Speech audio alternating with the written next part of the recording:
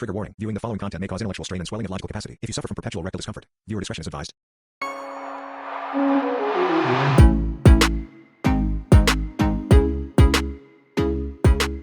Thank you everyone for joining us for today's conversation. We're going to be talking about the GOP debate that happened last night on Fox News. We're going to be breaking it down a little bit, giving a brief overview on what happened, our thoughts on it, and our opinions.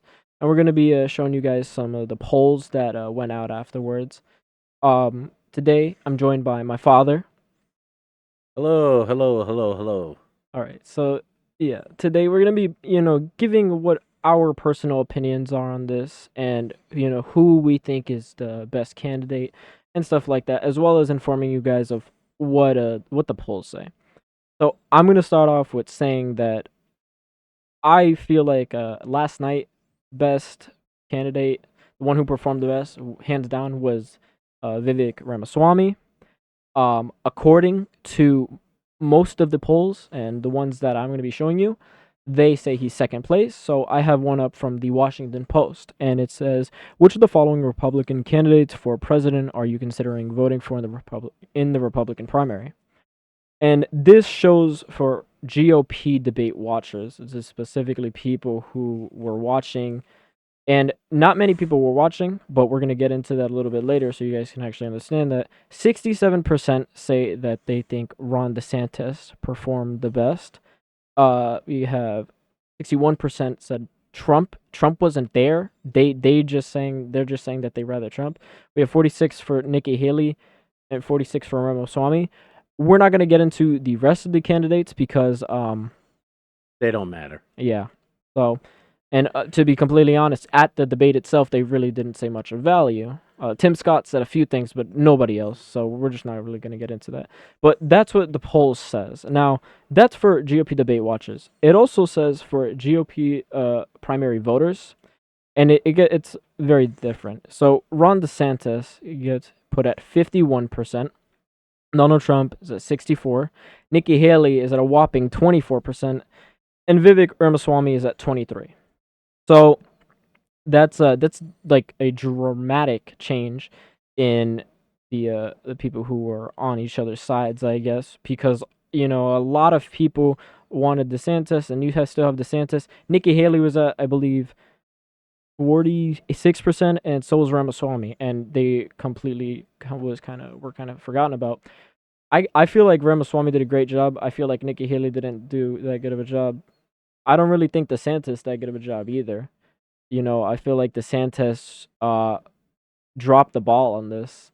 But what do you think? What do you think about DeSantis? I want to ask you. Well, I mean, if Donald Trump was here, it'd be sanctimonious. But I personally, I don't really have any particular strong opinions about DeSantis. I think, to be quite honest with you, any of these candidates would be absolutely better than any of the Democrat possibilities, including the current sitting president. What I find kind of interesting, though, is that this GOP debate watchers kind of it shows you the pre and post debate numbers, Yeah. and it shows that Vivek went up by 6%. What I find the most interesting on this is that it shows Nikki Haley went up by 29%. Mm-hmm. And what that really tells me is that nobody had any kind of expectations for her at all. Yeah. And it's just kind of sad. Yeah. I think since she's fully aware that she has absolutely no chance of actually becoming the nominee, it contributed to, some of the things that she was saying, because she had some pretty interesting takes on a few of the questions. This is a GOP Republican debate, yet questions about abortion were thrown at her. No. They were. She in the debate brought it up out of nowhere. She was the first one. Everybody was confused because nobody was talking about that, and then she decided to bring it up. Well, I didn't actually watch the debate because Most people didn't. I didn't really think it was worth my time. Um, you know, I will say that for this kind of event, I'm not exactly sure how much there is to really glean from it because, first of all, it's ridiculously early in the season. Yeah.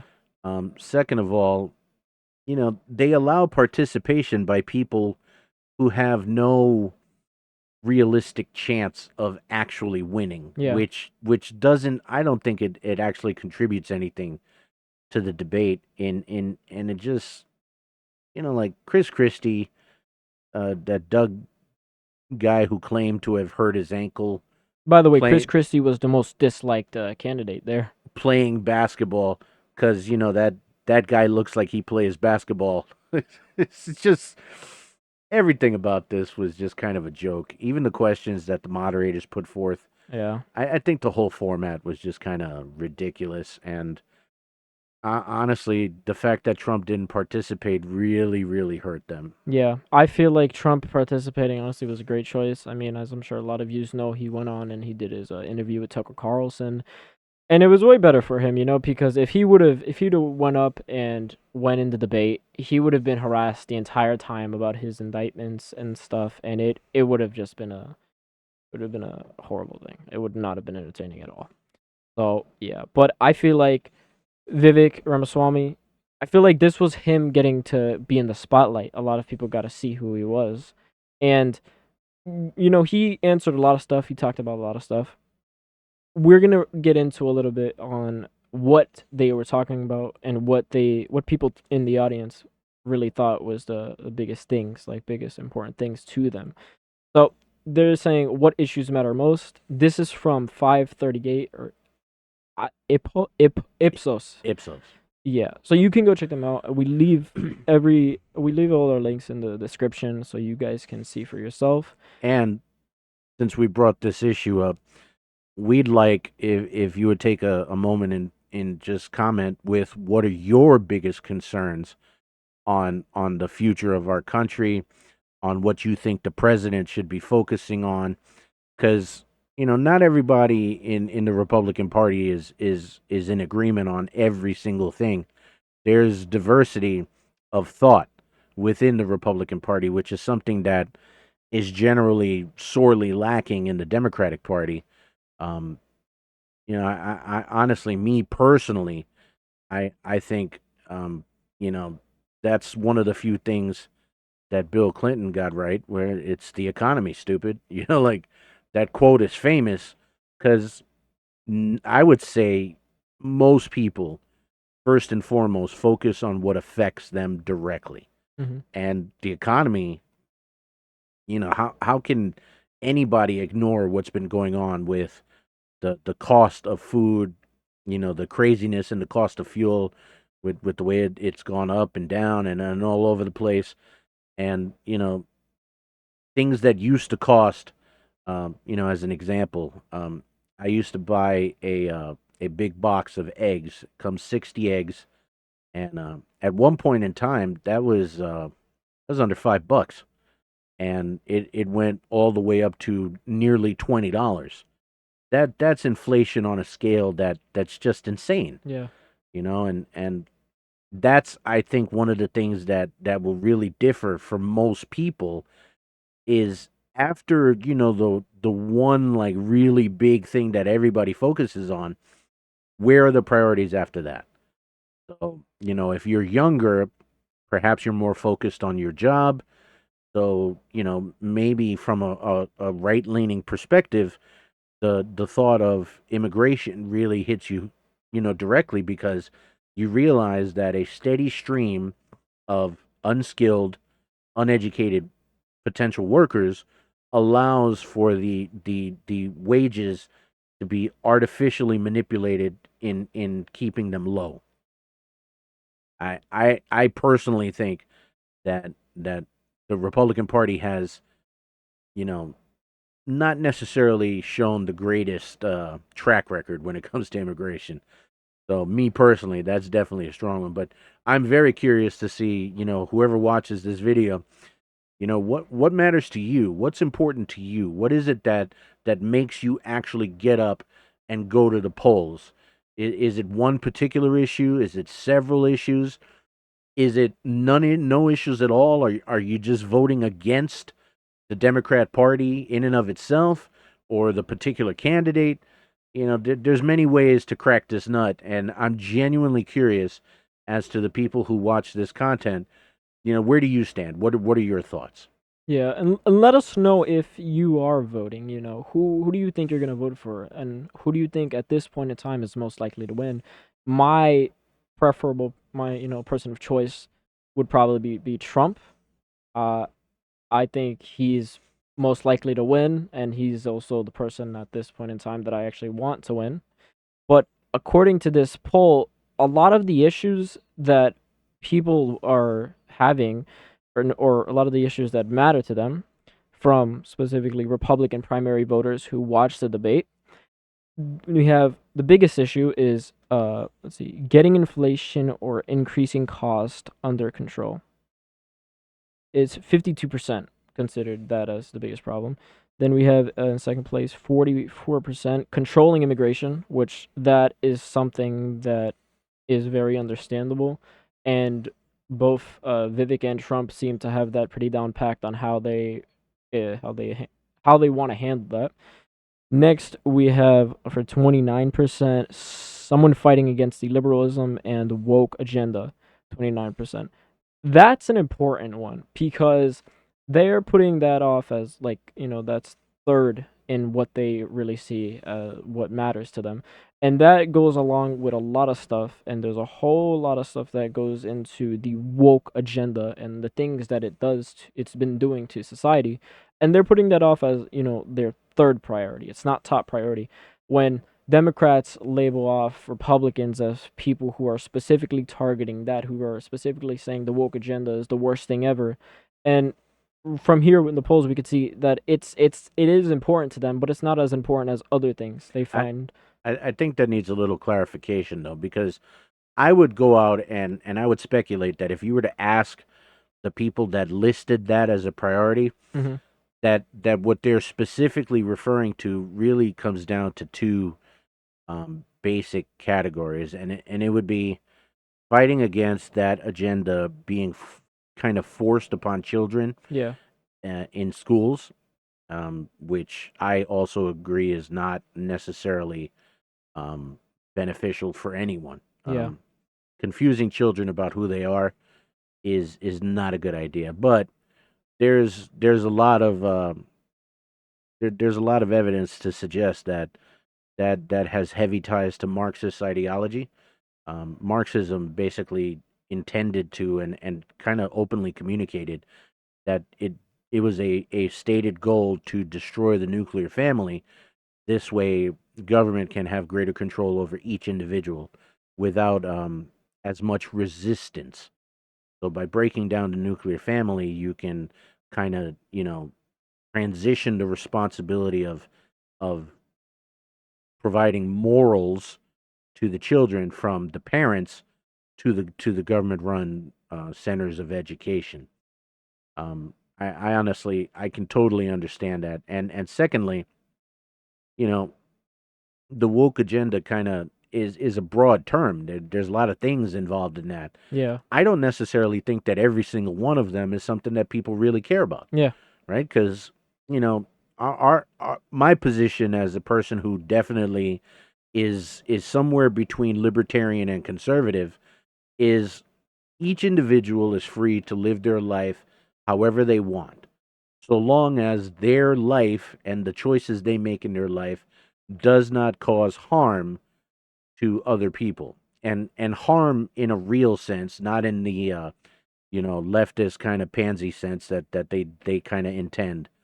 Um, I really believe that as an adult you should be free to do whatever you want. Like as long as you're not physically hurting someone, yeah, live your life however you want. Live your best life. You do you. If you believe that you're something that doesn't match with whatever, hey, that's all good, right? If you your pronouns are dragon and dragonkin, whatever, like it's your life. The second you start trying to impose your life onto other people, That's where you got a problem. Yeah. And I think one of the reasons why leftists get so up in arms is that they don't understand that concept. They don't understand that a lot of the things that they're doing in education is literally the things they claim that we do. They are literally imposing their worldview, their bias, their perceptions onto children when those children lack the ability, the mental development to properly process any of those concepts and to put them in their proper place.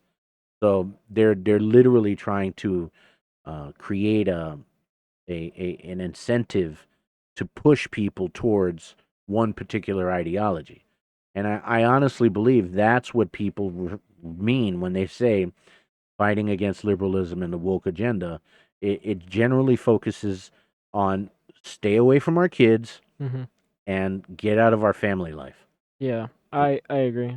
And it's not surprising because most likely that's probably how they look at it because no Republican is well, most of people who identify as Republican aren't going after everything that wokeism stands for, but they just don't want their kids to be affected in a negative way. And that's completely understandable for a parent to want that.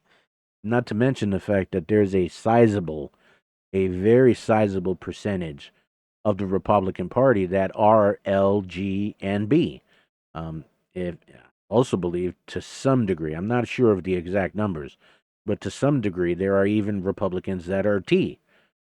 As for the rest of the soup, I don't know. I don't. They make up new letters every day, so who knows? As far as the diversity in the alphabet soup within the Republican Party, but as far as the L, the G, and the B, um, clearly they have a sizable percentage in representation within the Republican Party, and to some much lesser degree, there's even trans representation in the Republican Party.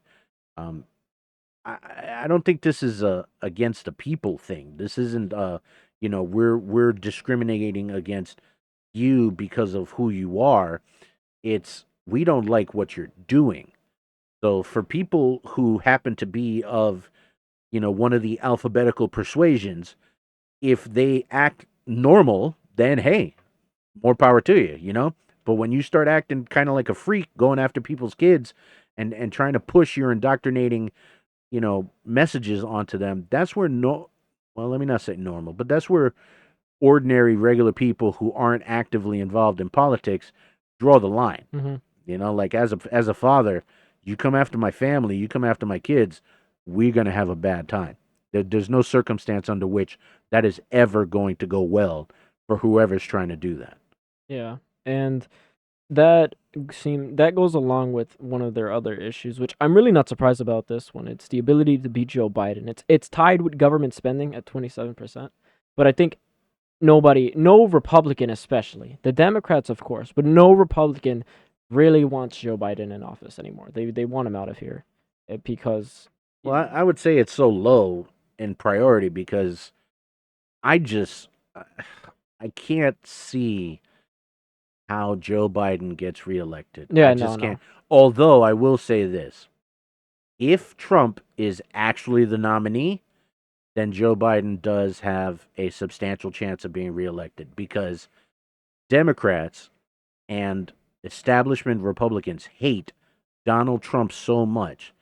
The Democratic Party could literally put a retarded monkey on the ballot, and that retarded monkey would win because of the hatred towards Donald Trump. You can't use that word on YouTube.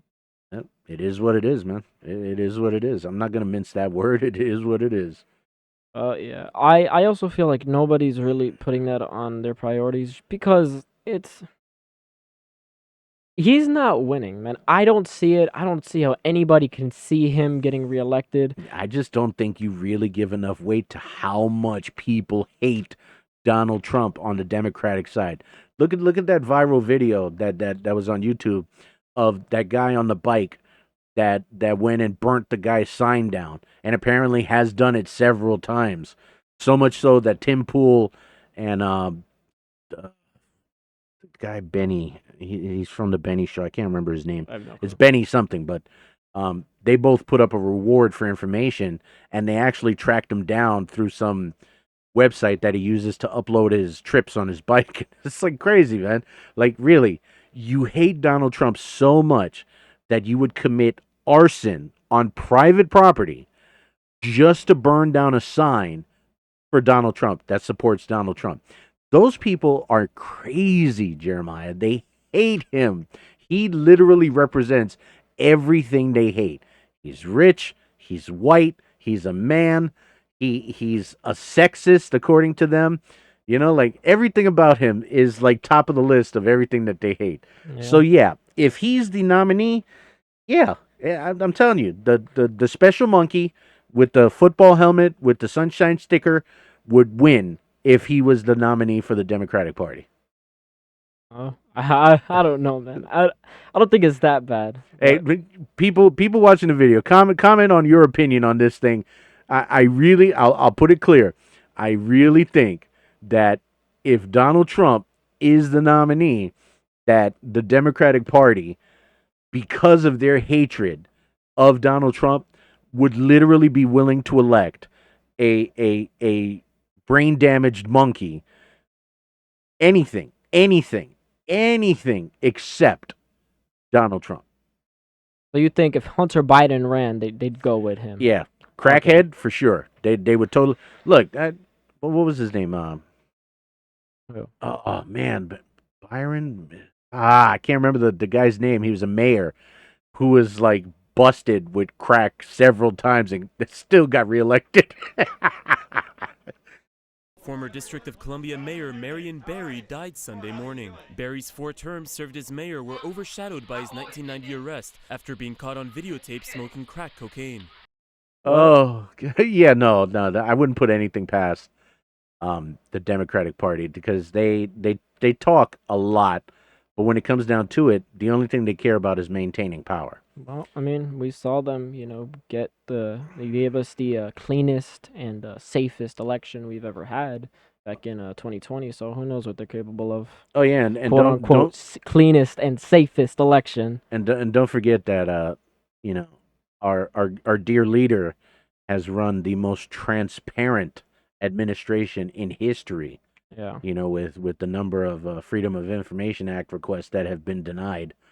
So yeah, but the other issues on the chart that I'm seeing, they're all important, but in reality, they're minor issues compared to the big ones. I would say gun crime violence is like, I don't know why it's there.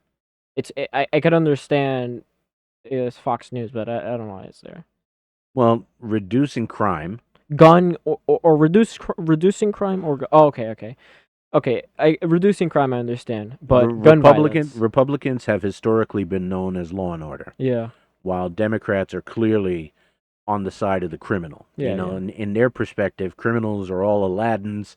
They're just trying to feed their family. That's why they, go into a 7-Eleven with a big garbage can and they're stealing cigarettes because they're just trying to feed their family. Don't you understand?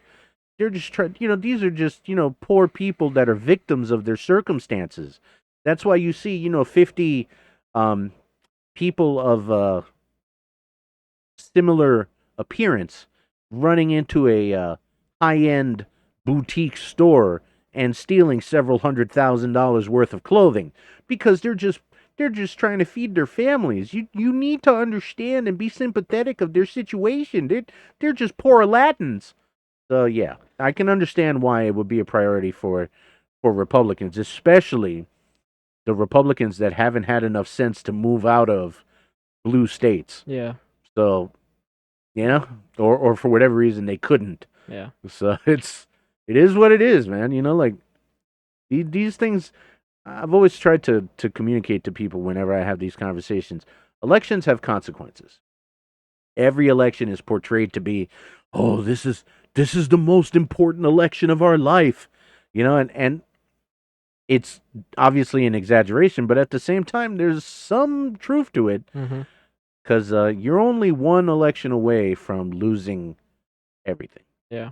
And I think Biden has definitely demonstrated how things can go south in a hurry really quickly. Yeah. Well, this, as far as the what issues matter the most to them, I feel like these are pretty important, but I feel like, the ones that are biggest is definitely inflation or increasing costs under control and controlling immigration. I feel like those are probably two stand out, and I'm sure that I believe that it's either going to be Vivek or Trump to win the presidency. I'm sure that when either of them gets elected, they handle that and they'll have it in the bag. What we're also going to be talking about here is, so not many people realize this, okay? From these stats, because we're going to be completely straightforward with you, these stats are talking about people, for the most part, GOP primary Voters. voters who watched the debate. However, a lot of them actually didn't watch the debate. It says here 2 in 3 debate watchers are considering voting for DeSantis, though most Republican primary voters did not watch the debate. 67% have stated Republican primary voters did not watch the debate. And it's completely understandable because there was not much there to be said, and there was not much there that the people really needed to know. I feel like it just shed a little light for everybody who did watch on who's really most likely to win this and who has things handled the best. And, that there's a lot of people running that have no shot of winning and that shouldn't even be running. But do the math. 67% of 33%. Yeah. Because only 33% of stated primary voters actually watched.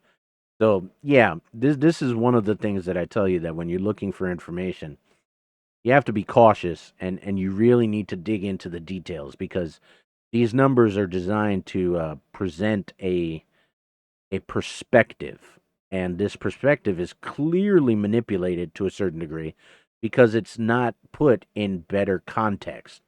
67% for DeSantis, that sounds impressive, Mm-hmm. but when you realize you're talking about a third of primary voters, Yeah. What does that really mean? Like, is that actually significant when 2/3 of primary voters were so unmotivated to watch the debates that they didn't even bother? Yeah. So I think that speaks for a lot more than people realize, and that goes to show that the people further down the list actually have absolutely no business being there, because I mean, if you're registering in the low double digits Yeah. with a third of the people who kind of matter at this point, you're never going to get anywhere. So Yeah. why are you wasting time and money? Why are you sucking up resources that donors can be using to help out people who actually have a chance? Yeah. So it's a little ridiculous because a lot of them didn't even tune in. But for a percent of the debate watchers who are considering of the following in the Republicans primary, they're considering to vote for these people. These are the people who watched. DeSantis has 67. Now, I can kind of understand because Trump wasn't there to defend himself, but I don't understand how DeSantis is there, because I don't think Ron DeSantis did that good of a job in the debate. So I don't know how he got there in first place, but Vic Ramaswamy is in third, and Nikki Haley is there in fourth, but she's tied with Vic. Also, don't even know how that's possible. But I also want to talk about here on Ipsos. So a lot of people are kind of curious whether Trump should pull out of his campaign due to his indictments. Here it says what Republican voters believe Trump do with his campaign due to his criminal indictments. So the green represents should be suspended, red should not be suspended, and gray don't know. 63% believes that he shouldn't suspend, while 23% believe he should suspend, and 13 don't know. This goes to show that the Democrats are trying to throw all these indictments at him, and it's just making him more popular. It's just making people want to go on his side more because they it's getting the people that are like, okay, I'll take Trump, I don't want Biden anymore, to rally and really want to go for Trump because they're sending all these indictments at him, trying to tarnish his name, trying to take him down.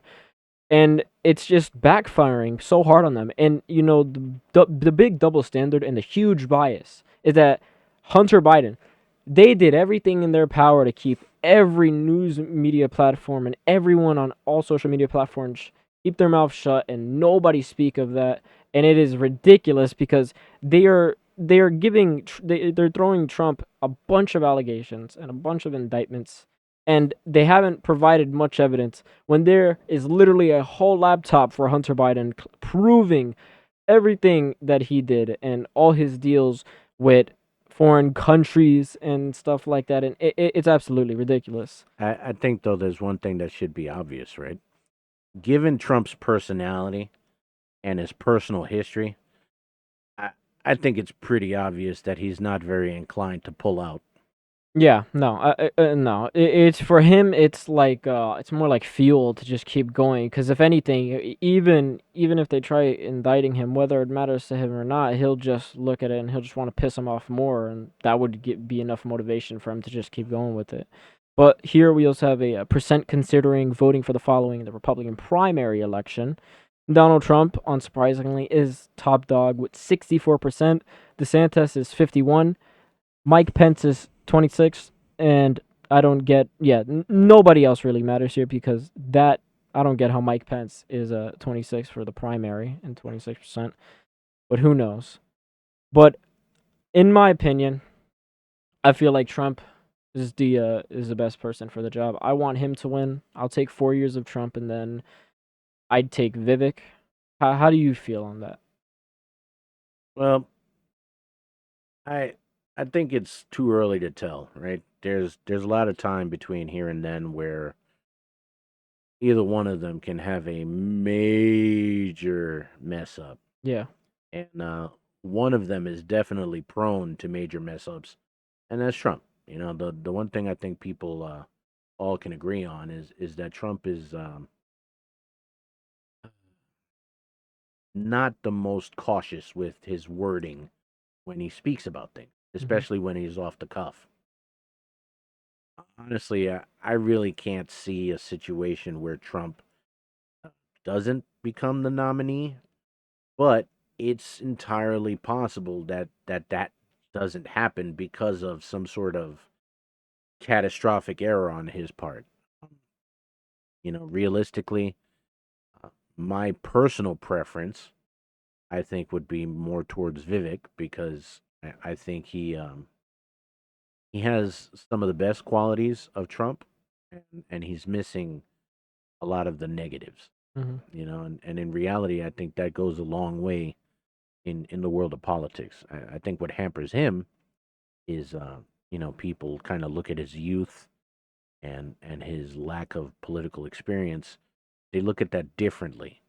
Donald Trump he had much more notoriety prior to running for office, so Vivek has a lot of ground to make up. Yeah. But I think one of the things that we can point at is his performance in the debates. So I'm gonna go ahead and share a excerpt here from the debates, and this is just some of the things that he said, and some of the delivery that really made him, I think, to me, stand out in compared to the rest of the field. Okay, I believe was the best president of the 21st century. It's a fact. And first thing, honest to God, your claim that Donald Trump is motivated by vengeance and grievance would be a lot more credible if your entire campaign were not based on vengeance and grievance against one man. If people at home want to see a bunch of people blindly bashing Donald Trump without an iota of vision for this country, they could just change the channel to MSNBC right now. But I'm not running for president of MSNBC. I am running for president of the United States. We're skating on thin ice, and we cannot set a precedent where the party in power uses police force to indict its political opponents. It is wrong. We have to end the weaponization of justice in this country. 30 seconds. Yeah. You It know was hilarious, man. that kind of response. It's got the energy of a Trump response, Hmm. but it's delivered in a way that isn't as off-putting as he can be at Yeah. times, and I think that kind of thing is what's going to give him a real chance, a Yeah. real fighting chance. There's another video clip here that I want to show, and I think this one in particular is really, it says a lot too. I just want to finish responding to Mike. I just want to respond to Mike for 1 second because he invoked me back. Listen, now that everybody's gotten their memorized, pre-prepared slogans out of the way, we can actually have a real discussion now. The reality and the fact of the matter is... Was that one of yours? Not really, Mike, actually. We're just going to have some fun tonight. And the reality is, you have a bunch of people, professional politicians, super PAC puppets, following slogans handed over to them by their 400-page super PACs last week. The real choice we face in this primary is this. Do you want a super PAC puppet, or do you want a patriot who speaks the truth? Do you want incremental reform, which is what you're hearing about, or do you want revolution? Okay. And I stand on the side of the American Revolution. Got to address. rather We're than going to take control back here. I mean, it's kind of hard not to like the guy because he says exactly what people want to hear. But I honestly, I think he means it. Yeah. And that's something that's exceedingly rare in politics today, and that's what I think gave Trump so much energy is that, people believed that Trump meant much of what he said. They knew that he was, full of crap to a certain extent, and he exaggerated a lot. But, on the bigger points, they believed him. And that's what I think makes Vivek Ramaswamy a viable candidate for president. And honestly, I was kind of surprised that he's made so much improvement considering how little name recognition he has. Yeah. And I'd be curious to see what the viewers think about Vivek particularly, and what their opinions are. Yeah, one thing I want to know is, did you guys even know who Vivek was before he was running? Because not many people did, and he hit a net worth of $1 billion this year, and nobody really knew about this guy. Well, if you weren't in certain circles, you wouldn't have a reason to hear about him. You either had to have a little bit of history in finance, or I think his other company is a biotech company. Yeah. So if you weren't running in those circles, there's no reason for the average ordinary person to ever have heard of him because, it's not like he made it a point to be very public. Yeah.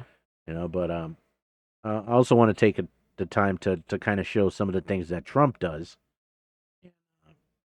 I think that, Trump still has a fighting chance, and I think he's got a clear lead, and it's some of the things that he says like this that kind of put him there. When you say there are people on stage who shouldn't be running for president, who do you mean? Well, I don't want to really use names, but it wouldn't matter too much. A guy like, I call him Ada Hutchinson. I don't want to use names, but I'm totally going to use names. Yeah, right. It's Asa, but I call him Ada. Why do you call him Ada? I could tell you, but I don't want to get myself in a little trouble. But he's weak and pathetic, and he was, I never understood the guy, never knew him. He was the governor of Arkansas. Not a very popular guy. I don't know how but that state is such a great state. The people are so incredible in that state, and they love me and I love them. How does this guy get elected governor of Arkansas? But he's nasty always, and has been. A guy like Chris Christie, the guy left with a 8%, think of it, 8% approval rating in New Jersey. Now he's running for president. And he runs solely on the basis, let's get Trump. He's like a savage maniac. He's like a lunatic. And that's all he talks about. His poll numbers are very, very low. He's about 2%. What's he like? You know him well. No, I've been friendly with him over the years, but I couldn't give him a job because I just never trusted him very much. Now, just to point something out, right? Christie, when he runs, he always says that, he was a conservative Republican. He's a New Jersey Republican. There are very few conservative Republicans in New Jersey. Mm-hmm. There's just not that many. Most conservative Republicans had the sense to get the hell out of the tri-state area long, long ago, because New York, New Jersey, and Connecticut is probably I could say it, with relative confidence, seeing as I was raised in the Bronx, the most hostile place you could be as a conservative, because all of the policy that goes on in those states is heavily skewed Hmm. by leftist policy, leftist ideology. Outside of the big hubs, you have Republican run areas, Yeah. but um, a Republican in New York, New Jersey, and Connecticut is considered a Democrat in pretty much every other state because they're just, for the most part, of course, there are exceptions. So please don't, if you're one of those exceptions, don't take offense. Yeah. There are exceptions. But by and large, as a group, most of the Republicans in those states are Republicans that don't have any strong Republican oriented kind of ideals. They just kind of go with the flow to a certain degree, which is kind of why those states have had such a dominance by Democrats for so long. Um, yeah, Christie in particular, he's God, just a disappointment. I think, and the whole thing about him, shutting down lanes on the bridge, and then somebody, having I can't remember if the person died or just had severe injuries in an ambulance, whatever. But it's like, yeah, the politicians are just kind of disgusting, which is why people are desperately looking for people who are not politicians. Yeah, and that's something that puts Vivek in that spotlight. This guy he had nothing to do with politics. He wasn't in politics at all. He wasn't involved, and he's running for president. Yeah, I think the thing that hurts him in the perception of people is that he's really young, Yeah. um, and generally people kind of look towards. I'm not going to say super old people, but older people, because the perception is that older people generally have more experience. And I don't know, man. In this one particular case, I'm not sure if his youth is actually going to be an asset or if it's going to harm him. I feel like it's a bit of both. Because I feel like it's really weird. Been put in a really weird position because you got people that really want Trump back. He's been the guy we want back in office. I would say since about a year ago. For Republicans, he's been the guy that Republicans want back in office. And DeSantis kind of came to challenge Trump a bit. And then Vivek came out of nowhere and started to kind of put himself up there. And I feel like, in my opinion, I want Trump because Trump has all the initiative to go in, get everything settled, do whatever, get everything in order, get things straight. And that is going to push him to make sure he does everything right and kind of do things that people want him to do. People want things to change. He will make those changes. I feel like Vivek, on the other hand, because he's young and because he has nothing to do, he's never been involved in politics. I feel like he doesn't make that good of a case compared to Trump, especially because Trump has been president. He has that experience. Uh, I can't say that I totally disagree with that. I think right now the people are just kind of fed up with everything, Yeah. and they just want to see results, Yeah. and that's one of the things that I think when you hear Trump talking, you know, you kind of hear somebody who has a particular attitude that definitely goes a long way. Yeah. So, let's listen to some more of what he has to say. Much. I was just never one of his people that really trusted him. I never gave him the job. And that's one of the reasons he feels so hurt and so betrayed. And I understand that. I really do. I understand it. But I never gave him. He wanted to be different things. He was looking at different elements of the administration. And I decided just I didn't want to do it. And now I'm glad I did because you see, but we had some great people. I had great people. We'll have even better people if we do this because now I know Washington. Before I didn't know Washington. But guys like Bill Barr were terrible. See, there They he's were, referencing his I would say, experience. Bushies. Yeah. I say that with respect to the Bush family, but they were Bushies, and just it doesn't work out for us. It was clear. This is kind of far. So, that kind of talk is what gives people a little bit more Confidence in him? I think people who support Trump are going to support Trump no matter what. Yeah. Going back to, that slide that you showed where, all the criminal indictments and all of that. I honestly believe, and I've said this to you before in private conversation, there could be a video posted on YouTube of Trump murdering a puppy with a hammer, and people would still vote for him because they support him no matter what. I, yes, you will come to learn as you get older and you have more experience that politics sucks donkey butt that much. It really, really sucks. People get entrenched into their camp, and it almost gets to the point where it takes a nuclear explosion for them to be pushed out of their camp. So, yeah, just like I said, Democrats would vote for a brain damaged monkey wearing a football helmet with a little sunshine sticker before they would ever vote for Trump. There are people on the opposite side that would never ever vote for anybody else other than Trump, even if they have proof that he's done like atrocities. Well, I They mean, would still vote for he Trump. has like 90 something indictments, that they're trying to say. And well, again, those people, it just doesn't matter. But I'm gonna play one more clip here from the debate, and The way, but it certainly wasn't the most well-run place. So the reason I'm asking you is I'm looking at the trajectory since 2015 when you got into politics, Yeah. for real, and then won. It started with protests against you, massive protests, Right. organized protests by the left, and then it moved to impeachment twice, Right. and now indictment. I mean, the next stage is violence. Are you worried that they're going to try and kill you? Why wouldn't they try and kill you? Honestly. They're savage animals. They are people that are sick, really sick. You have great people in the Democrat Party. You have great people that are Democrats. Most of the people in our country are fantastic, and I'm representing everybody. I'm not just Republicans or conservatives. I represent everybody. I'm the president of everybody.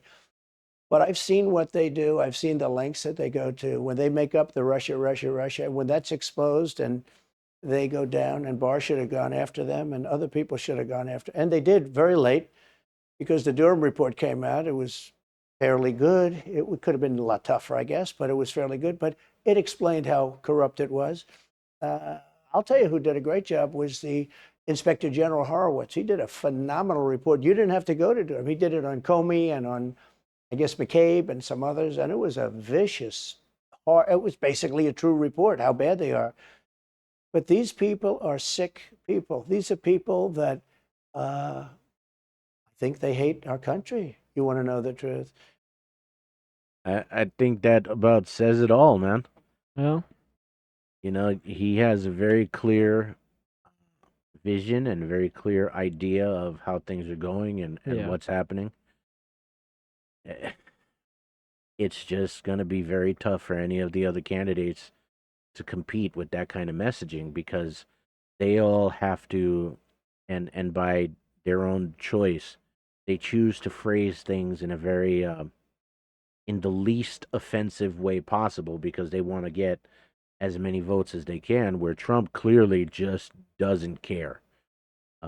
He says things how he sees it, how he feels it, and the chips fall wherever they fall, and that's the way he looks at things. Yeah. So I think in the grand scheme of things, this is just the way it is. But I also think that there's a chance that that he's going to be the nominee. So that reality is something people have to deal with. And quickly, I just want to throw out some possibilities, some scenarios that may happen. Right. So scenario one: Trump wins the nomination. He's the candidate. In that case, what do the other candidates do? What options are available for them? The way I look at it is DeSantis would never, ever become Trump's VP. No. I just don't see that happening. Oh. All right, so the next option beyond that would be some of the other candidates. In my opinion, I think the best fit for Trump and the best fit for the candidate would be Vivek. I think that Vivek has the most to gain from a vice presidency. Mm-hmm. And I also think that Vivek, out of the potential nominees, is the most compatible. And the reason why I say that, obviously, Pence did Trump wrong, and Yeah. he's not going to pick him again. Yeah. Right? So that's not going to happen. And then you got Nikki Haley. I just don't see that happening. Yeah. No. I really don't, right? I will say it, and I am not sorry if you get offended by this. The day we have a woman president is the day America collapses. All right, I will be the first one to say it, man. Yeah, that's a problematic statement at the very least. I don't care. I think a lot of people will find that ugly. If you guys want Kamala Harris, comment down below if you want Kamala Harris as your president. Yeah, no, that's a special case. I don't think any sane, rational individual would ever want to see Kamala, I think is how she says it. I don't think anybody would ever want to see her as president. Yeah, that's just It's just not happening. yeah, no. That's a hypothetical. That's so hypothetical. It's beyond hypothetical. That's alternate universe kind of stuff right there. But I think it's entirely possible that sometime in the future I'd say yeah, like that it's going to happen. Now, yeah. Now the question is, and I think this is the larger question for discussion. Mm-hmm. What kind of woman would it actually take to win the presidency? Hillary Clinton, again, Democrat. Yeah. I think when it comes to running for president, the Democrats can run anything. Like they could run a house plant, they could run a chihuahua. It doesn't matter. The Democrats will vote for it. It literally doesn't matter. Democrats hate Republicans so much. It literally doesn't matter who the candidate is. There is some differentiation, with like the Green people, the Green Party, libertarians to some extent, lefty libertarians. It's not like they're a monolith, but Yeah. for the most part, they act like a monolith. Mm-hmm. So, I think that would be Vivek's best chance. If Vivek doesn't win the nomination for, being the candidate for president, Yeah. I think his best shot is to go and push and campaign as strongly as he can to be VP, because that'll give him the experience that he needs to come back after Trump is out of office. Yeah. To be able to run and have a really strong platform that he can stand on. Yeah.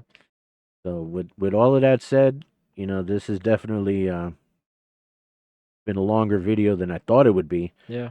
This has been more of a free form conversation. This wasn't something that we had, rigidly planned out. Yeah. It was more of an opinion kind of video. Yeah, because we also want to hear what you guys think about it. How do you think the debate went, and what are your thoughts on the election as itself? So, I just want to thank everybody for watching. If you like the content that we produce, we encourage you to like and subscribe. But most importantly is to interact. I don't want to just be putting out content and not have any kind of indication from the people who watch it, what they think. Yeah.